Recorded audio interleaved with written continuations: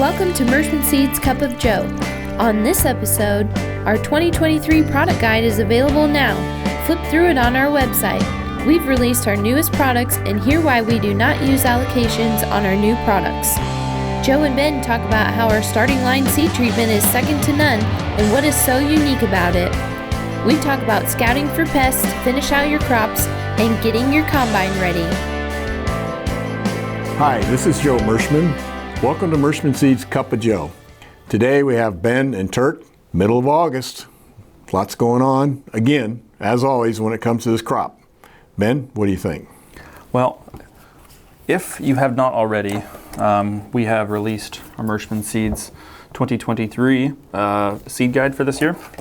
And I think every year we just get better and better and better, and at least that's the way it seems. That's our goal. And we're just really proud of what this seed guide looks like. You know, if you walk through it, it talks about what we talked about last week with the MS technologies. It's a little bit different version with updated numbers on the 13 generations in 6 years. It goes in and talks about this awesome seed treatment that we switched to with the little bit more in depth than last week's video about the heads up. You know, that's the biological that we're using in the standard treatment, the standard starting line treatment that's giving us sudden death and white mold protection. Then it rolls over to the starting line plus, and that's the Cadillac treatment that's got the Saltro and Trinimco. So with the heads up and the Saltro, we got two modes of action essentially. With the Trinimco and Saltro, we have two modes of action, actually three modes of action against soybean cyst nematode, because you get the two products. We have the cisjasmone and we have the bacteria in the Trinimco that actually scavenge the chitin out of the soybean cyst nematodes' heads and the egg sacs and lowers populations. So there's two modes of actions in the Trinimco, one in the Saltro, three modes of actions for soybean cyst nematode. We know it's a problem. We just can't talk enough about our seed treatment. We will be mailing our customers out there and prospects last week of August, the seed guide to every farmer that's out there in our trade area. So you will be receiving it shortly, and that generally signals it's time to order seed.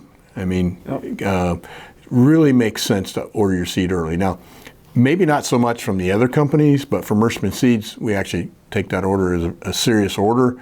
We'll start producing it and have it ready to ship, because again, you might talk a little bit about that, Ben, how we produce enough of every product that we don't have to do allocations. Yeah, so we even talked about it a little bit last week, but we raise enough seed for time and a half for what we think that we're going to sell, and that is for to cushion ourselves against the possibility of having a bin go out of germ. So if a bin goes out of germ, even because our seed growers are getting larger and larger, they may be a 20,000 bushel bin or a 30,000 bushel bin that may go out of condition, and we have to scrap the entire thing. So we raise more than enough seed, and we don't do launches that require allocations. So when you have a launch that requires allocation, that happens when you can only get like 400 bags coming out of South America, maybe 500 bags of a variety.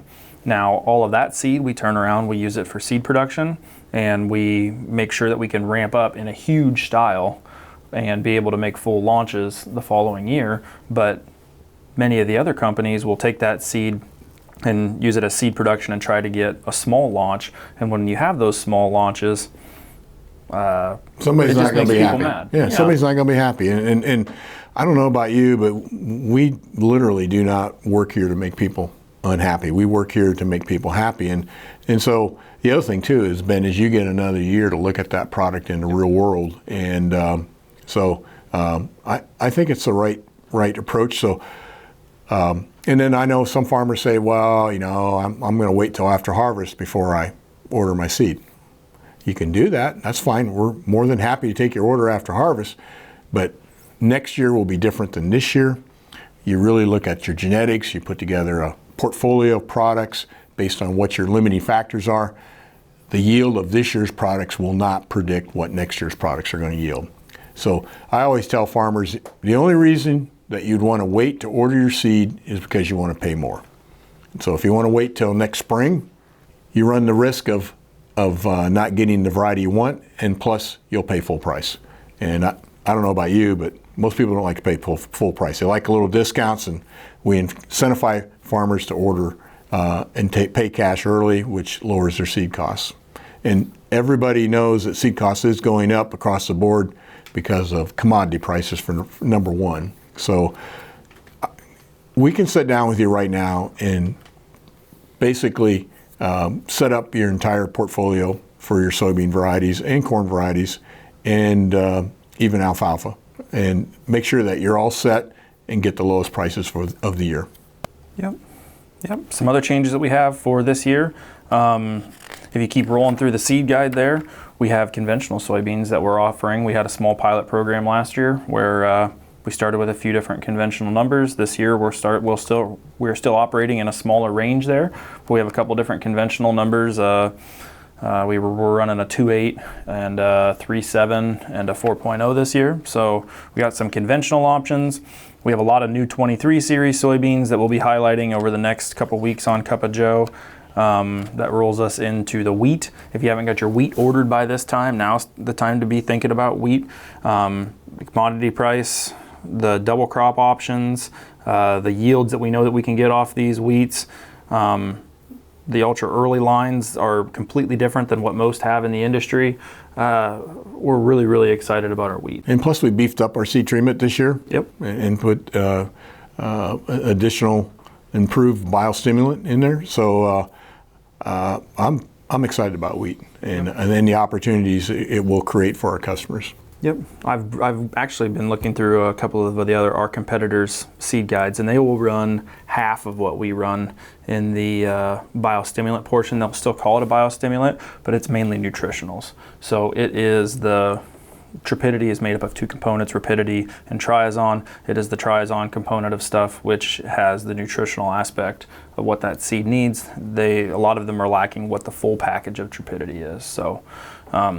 And we're then really proud of it. In the insecticide portion of it, we have the beefed up rate, which will give you longer control of aphids and mites when you plant at the fly-free date or even a week before, and therefore you don't get the chances of having Barley-Dwarf mosaic virus, which is vectored by those aphids and mites.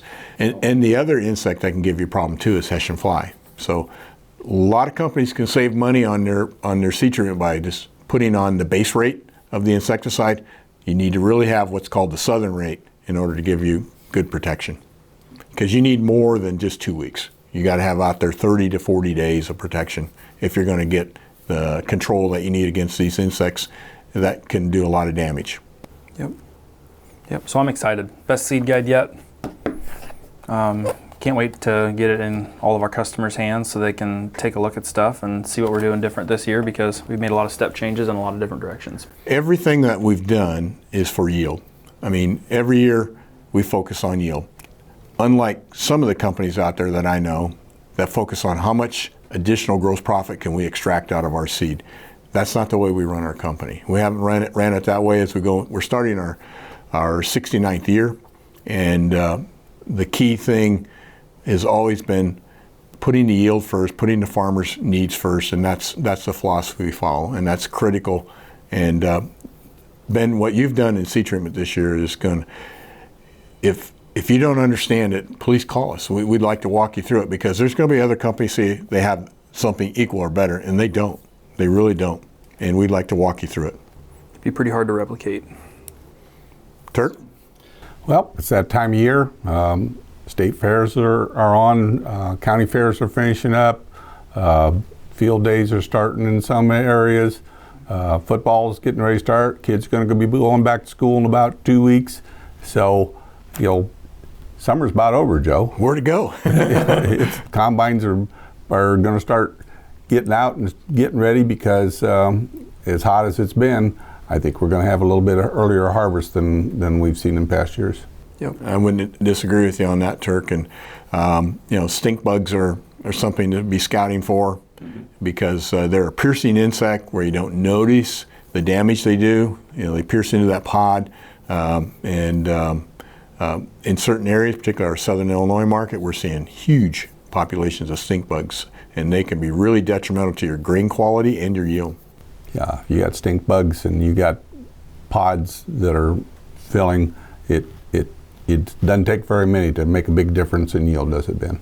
Nope, I think from last year's data from Georgia, I think their threshold was like 1 stink bug per every 3 foot a row is the threshold to spray on seed production. No, on non-seed productions, it's 1 stink bug per 3 foot a row.